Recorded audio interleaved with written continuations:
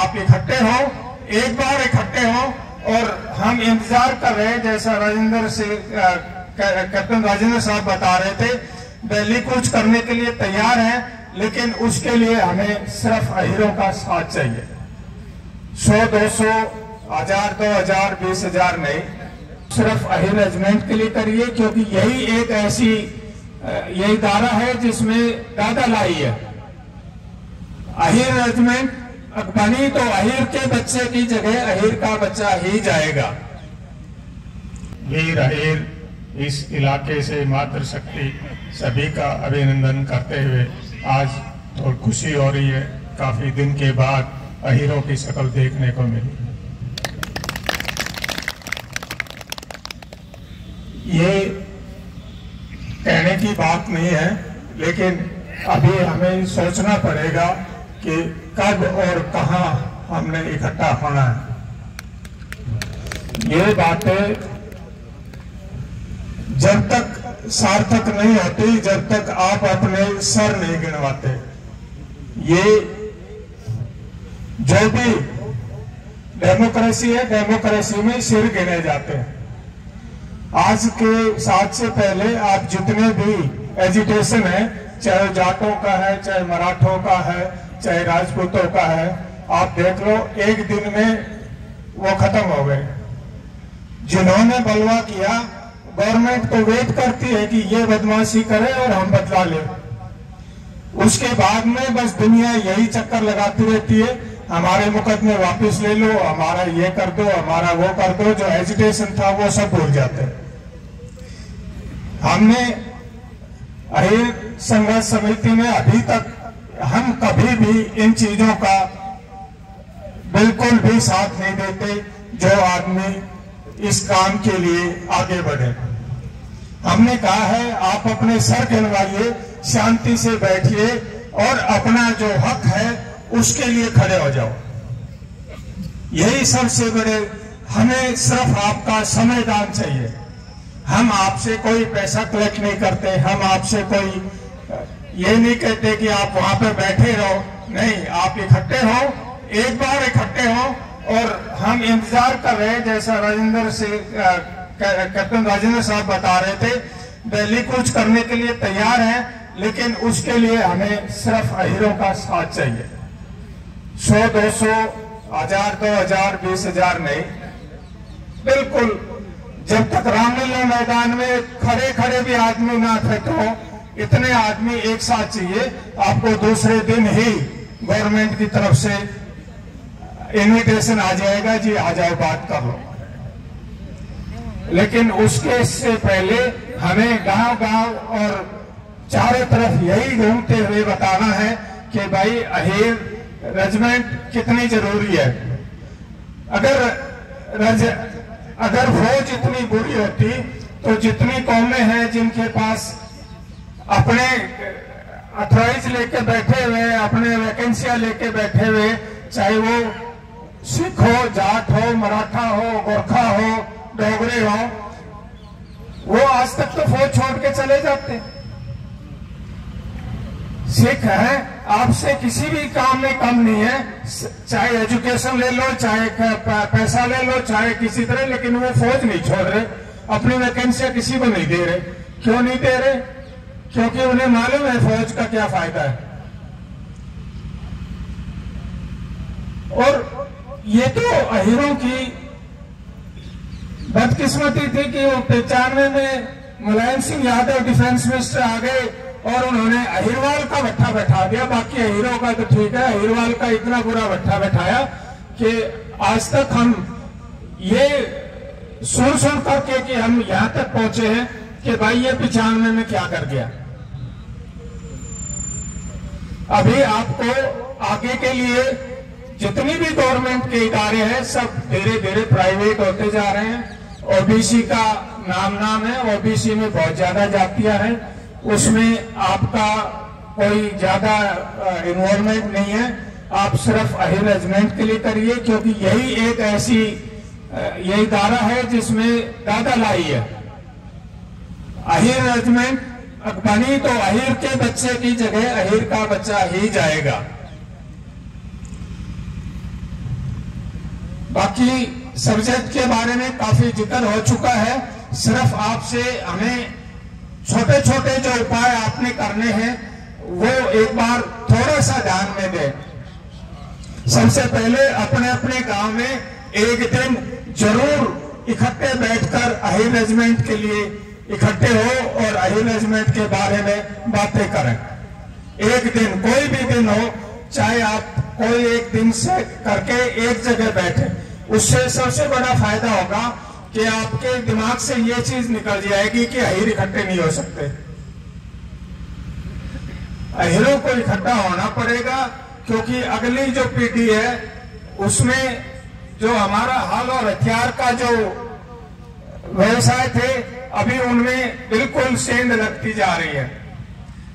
जमीन तो बढ़ नहीं सकती, जमीन तो छोटी छोटी होती जाएगी, लेकिन जो हमारे जितनी वैकेंसियां थी आर्मी की वो बिल्कुल धीरे धीरे कम होती जा रही है। और बीच में जो मिक्स करने का फौज ने बेवकूफ बनाया था कि भाई ये सब विद्या बटालियन जो बनाई थी कि मिक्स करेंगे, सभी को मिक्स करेंगे, और मिक्स करते करते अहिरों का ही उसमें सबसे ज्यादा नुकसान हुआ, क्योंकि जितनी रेजिमेंटें आरटी की और आरटी की रेजिमेंट थी, अहिरों की रेजिमेंट थी, वही ज्यादा मिक्स हुई और उनकी वैकेंसियां दूसरी जातियों में चली गई, क्योंकि हम जागरूक नहीं थे। और इसी वजह से ये धीरे धीरे हम इस स्टेज पे पहुंचे हैं। अभी आपको थोड़ा जागरूक होना पड़ेगा। यही अहिर रेजिमेंट के बारे में 2 साल से पहले कोई जानता नहीं था, लेकिन धीरे धीरे देख लो अभी अहिर इकट्ठे भी होने शुरू हो गए, इसके बारे में बातें भी करना शुरू हो गए। और इसके बारे में जब तक हम इकट्ठे नहीं होकर के एक साथ डिमांड करेंगे, आगे होने वाला कुछ कम ही है, क्योंकि ये तो हम चाहते हैं कि ये जल्दी खत्म हो। और अभी मौका है 24 के इलेक्शन से पहले एक आवाज दे दो। अहिर अगर एक आवाज दे देते हैं तो गवर्नमेंट, क्या कोई भी किसी की पार्टी की गवर्नमेंट हो, गवर्नमेंट को तो सिर्फ साथ चाहिए, वोट चाहिए। और वोट के लिए अहिर इकट्ठे हो गए, उसके बाद आपने जो कहा वही होगा। तो अभी सबसे पहले अपनी जरूरत समझो, हमारी जरूरत है इकट्ठे होना। और जब तक हम इकट्ठे नहीं होंगे, हमारे को कोई रिकॉग्नाइज नहीं करेगा। हर जाति अपने काम के लिए, आप चारों तरफ नजर मारो, अखबारों में, वैसे भी आजकल सोशल मीडिया का जमाना है, आप देख लो, मामूली सी बात के ऊपर हर जातियां इकट्ठी हो जाती है। तो हमें क्या प्रॉब्लम है? हमें क्या, अगली पीढ़ी के नाम पे जो आज के जो जितने युवा है, अगली पीढ़ी के नाम पे एक एक बच्चा पैदा कर रहे हैं। अभी उनको फौज में भेजो, डीसी बनाओ, पुलिस में भेजो, कहां खेती करा लो, क्या कराओगे उस बच्चे से? तो वो कम से कम वो एक बच्चा है, उसका तो जीवन से सुधार के जाओ। और कुछ नहीं तो कम से कम आर्मी का ये सिर्फ सिपाही की नौकरी नहीं है। एक पीढ़ी सिर्फ सिपाही रह सकता है, उसके बाद में जितनी फैसिलिटी फौज आपको, जिस दिन से आप भर्ती होते हो और जब तक आप भगवान को प्यारे होते हो, तब तक फौज आपकी देखभाल करती है, आपकी भी और आपके आश्रितों की भी। कोई ऐसा इदारा नहीं है जो इतनी ज्यादा फैसिलिटी आपको देता है। और ये इलाका तो फौजियों का इलाका है। आज से आप 30-40 साल पहले देख लो, गांव में जिसने पक्के मकान थे सिर्फ फौजियों के मकान थे, पक्के, 2-4 को छोड़ करके। तो फौज इतनी फायदे का सौदा है और उसको हम भूले बैठे हैं। जन्मजात रिजर्वेशन है, उसको हम भूले बैठे हैं। तो ये सब चीजें ध्यान में रखते हुए आपको इकट्ठे होने के लिए 2 चीजें बहुत जरूरी है। सबसे पहले खाप का निर्माण। खाप चाहे आप अपने इलाके के हिसाब से बनाओ, चाहे अपने गोद के हिसाब से बनाओ, खाप बनाओ ताकि आपकी सुनवाई हो। क्योंकि आगे आपको एक एक बच्चा है वो ना पंचायत कर पाएंगे ना इकट्ठे हो पाएंगे। ये खाप बन गई तो आपकी सभी बात सुनी जाएगी। और दूसरा है, जितने भी शुभ अवसर पर अपने जितने शुभ अवसर पर ब्याह शादी भात छुच्छक लगन जब भी है उसमें अहीर रेजिमेंट का नेक निकालना शुरू करो। उससे सबसे बड़ा फायदा ये है कि ये अहीर रेजिमेंट के प्रचार का साधन है। जितने आपके इनविटेशन कार्ड प्रिंट कराते हो उनपे अहीर रेजिमेंट हक हमारा प्रिंट कराने से आपको एक नया पैसा ज्यादा नहीं देना पड़ता। लेकिन फिर भी भूल जाते हैं। कितनी दूर दूर कार्ड जाते हैं, सब जगह जाएगा ये मैसेज जाएगा कि अहीर अभी जिंदा कौम है।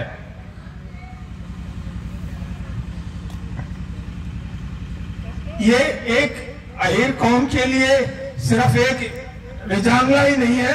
अहीर कौम ने अभी जितने भी प्रोग्राम हो रहे हैं, अभी हमारा जितना भी एम है वो है कि हर एक जगह जहां जहां अहीरों ने खून बहाया है उसको हम जागृत करें और वो जो हिस्ट्री है वो हमारी कौम को ज्यादा याद रहे और अगली पीढ़ी को पास हो। 24 फरवरी या 25 फरवरी को जैसा हम डिसाइड करते हैं राव बाल किशन का शहीदी दिवस मनाया जाएगा जगह, और वो आपको बता दिया जाएगा। हम चाहते हैं वहां पे दुनिया इकट्ठी हो और अहीरों को इकट्ठा देख करके, जो कि इलेक्शन ईयर नजदीक है, गवर्नमेंट को पक्का आपकी एवं 10 आदमी इकट्ठे होते, गवर्नमेंट को पता होता है कि क्यों इकट्ठे हुए थे, कहां इकट्ठे हुए थे। आपके बीच में ही इतने सीआईडी वाले बैठे हैं, ये सारी चीज गवर्नमेंट को जाती है। आप ये नहीं कह सकते अखबार में निकाल के कि हम 20,000 इकट्ठे हुए थे या 5,000 इकट्ठे हुए थे या 2,000 इकट्ठे हुए। सारे आपके एक एक चीज गवर्नमेंट को जाती है, सारा का काम है ये। तो आगे के लिए सिर्फ आप समय दान दो और इकट्ठे हो जाओ। जब तक आप इकट्ठे नहीं होंगे, अपनी खाप नहीं बनाओगे, तब तक गवर्नमेंट आपको सुनने में टाइम देती रहेगी। धन्यवाद। मैं ज्यादा टाइम ना लेते हुए आप सभी का धन्यवाद। यहाँ आने के लिए धन्यवाद।